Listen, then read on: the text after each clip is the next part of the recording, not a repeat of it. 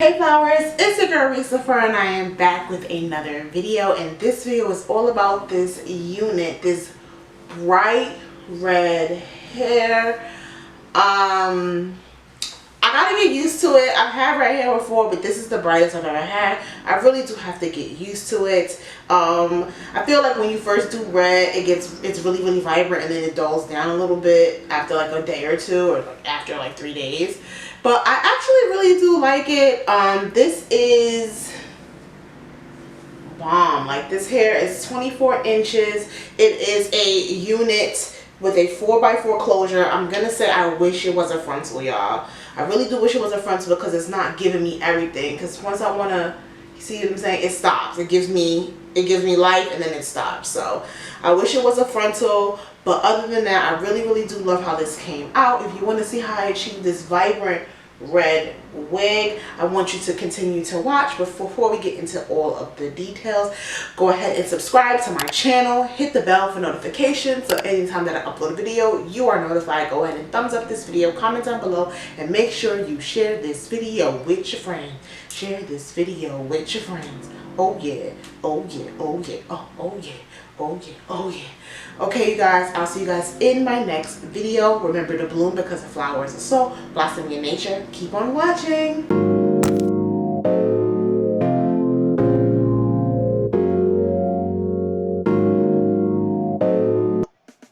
Hey y'all, so this is the unit that I am using. This is from HerImports. It is a 4x4 closure wig. It has 4 combs, 3 on the top, 1 in the back, and of course it has the adjustable straps. I've already had to wear it to put it on for some looks that I've done, so you see like a little bit of foundation and stuff in the lace because I quickly did something for those looks. So that's why the lace is already cut and all of that, but I didn't really get to pluck it that much, so I'll have to do that later. So of course we're doing the watercolor method because it's just so fast. So you do a pot of hot boiling water, and then you do a second. I did a second pot, but I should have only stopped at the second one because when I put the third one, I realized I had too much water, and this was the moment that I actually realized that. So make sure you guys are being really careful. Just you want to make sure the ratio of dye to water is pretty much the same. So I would say 2 pots for 2 dyes, or if you have 3 dyes or whatever, like 3 to 1, if that makes sense, like 3 to 3 or 2 to 2 or 4 to 4. I think that would have been the better bet, because if I had one more color, I really honestly feel like I wouldn't have had to had any issues with the coloring. So you want to make sure everything in the mix is mixed up. You don't want to see any clumps. It takes a little while, so you just want to keep going over through and through. You can use anything. You can use a whisk, anything you want. So this is the paper towel test, and it looks a little bit of pinkish, and I was like, I don't know, but I'm still dip it. So I started dipping the hair, and I dipped the bottom first, and I'm pulling it out, and I'm like, okay, wait, it's giving me pink. But I wasn't going to get discouraged, so I decided to keep putting it in. And remember, I already thought that I did not have enough water. So I put all the water in. I submerged the wig under the water, under the color water. And I decided, okay, if I leave it, because it's coloring, but I'm like, if I leave it longer, maybe that color will kind of soak into the hair more. So I left it for about 20-30 minutes. And now here I am back, and I'm going to show you guys what this hair now looks like. You can see there are some parts that are really like raspberry pink kind of look. And I was like, damn, I'm going to have to get another color. So it was actually late at night when I was doing this. So I knew, like, sis, you're going to have to wait. So I'm just wringing out that hair, just wringing out all of that extra water because I don't want it dripping everywhere. And this is how the color looks right after the watercolor. This is air dried or halfway air dried. I didn't let it dry all the way. So it's almost dry, like almost all the way. Doesn't really matter. But I do find that when you apply this Adore color on damp hair, which actually makes sense, it just works better. So I'm just pinning it up, and I'm just going to show you guys how I'm doing the color. I'm just going to lift that wig up a little bit, and I'm going to grab my next color. This is the color Magenta. I don't think I said it before. I use the color Magenta, and I use the color Crimson Red. Magenta is the darker, more burgundy-ish color, so I decided to just go in with that over these few pieces that are pink. So I didn't put it on every single part. I really only had to do it in the back because that's the area that had the issues. So I'm not even being really like meticulous or ever even like calculated about how I'm putting it. I'm literally just like wiping it on there because the colors there, I just wanted it to be darker. It's just not the exact color, if that makes any sense. So yeah, so after that, you can see like I didn't really do the front as much, just mostly the back, and that is how it's looking. So I just went ahead and washed it out, and this is the final color, which I actually love. It's exactly what I want. If you see in the back, you don't see any more of that pink kind of color. So like I said earlier, I really didn't pluck the knots and pluck the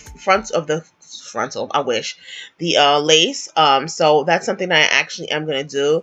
You want to be careful with red dye because it does dye your nails. If you have light colored nails, it will like stain it a little bit. That's the thing about red. It does stain. My bathroom sink looks like a murder scene. So I'm putting on my Got To Be Glued gel, and I am using that, and then I'll grab some freeze spray and just put that over there.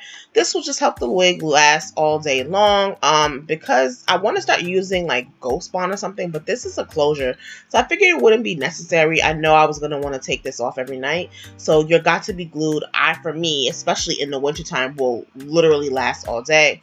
So I'm just kind of pressing that lace into the skin just so that it melts a little bit before we start doing makeup and all of that good, sis.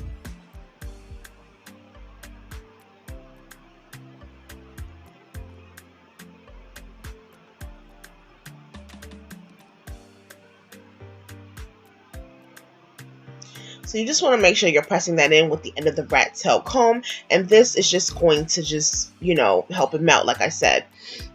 Once you feel like you've got it in the place that you want it, you can go ahead and grab a headscarf.